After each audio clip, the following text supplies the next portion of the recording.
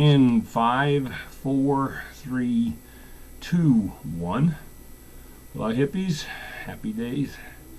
Winstone, thank you for the kind introduction. Bugs, you know how we do. This poster quoting America's most revolutionary poet got me thinking the other day. We are all, I think, familiar with the Banana Republic revolutionary narrative.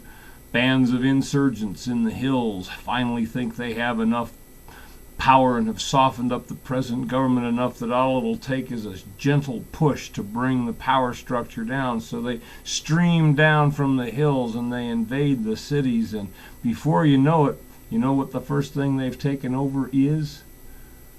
Before even the armories and the police stations, they take over the media. They take over the radio and the TV stations. They occupy the broadcast towers. They know, all revolutionaries know, they must control the media. It's vital. Without media control, message control, their enterprise is lost. You don't need to control what people think when you control what they're thinking about and talking about. So the insurgents, they seize the stations. Also, they usually close papers, which don't agree with. You can understand that, I guess. Anyway, the same sort of thing has happened here in the United States. Of course, it took longer, the last 30 or so years, and we didn't see it happening, but it's a very similar thing right here in the old Democratic Republic of America. Started especially during Reagan's period and proceeded pretty much unimpeded to the present moment, including Cletus and the present incumbent. The coup plotters, guys like Coors and Koch and the Hunts and the Olins and the Murdochs and the myriad of other scurvy, lesser, scurrying parasites, they did it here. They reached out from their corporate boardrooms and they bought resistance. They effectively silenced the opposition by buying them out.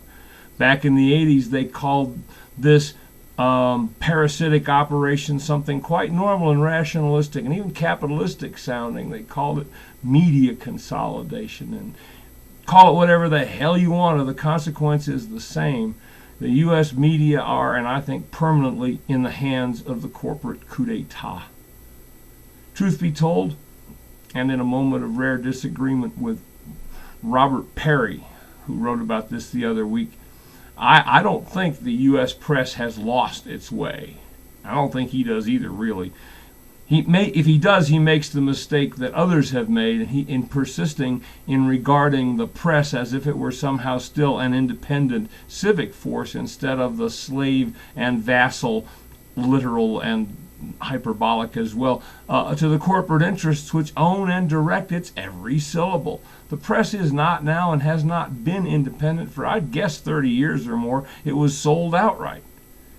C.E.G., I got to tell you, a book by Ben Bagdikian. Back in 1980, he already noticed that the rich diversity of the U.S. press had narrowed considerably, and only 50 corporations owned and operated more than 80% of all U.S. media outlets, and that horrified him, as it did me back then. Today, the number of controlling corporations is down to 6. That's right, 6. Disney, General Electric, that filthy fucking criminal Murdoch's News Corp, Viacom, Time Warner, and CBS. And the percentage they own and control, at least 90%.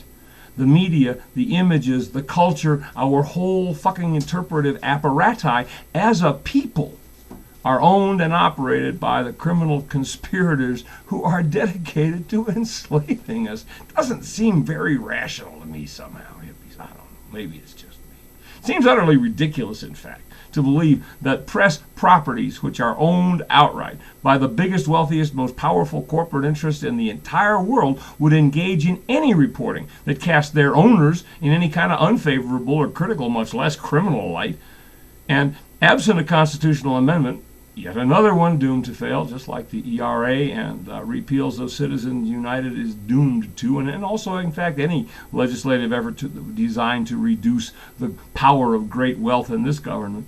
Any law putting restrictions on the amount of private property that may be acquired, whether in tanning salons or TV stations, is destined to be overturned in the courts. I just don't see it going anywhere, and I don't think it's ever going to change.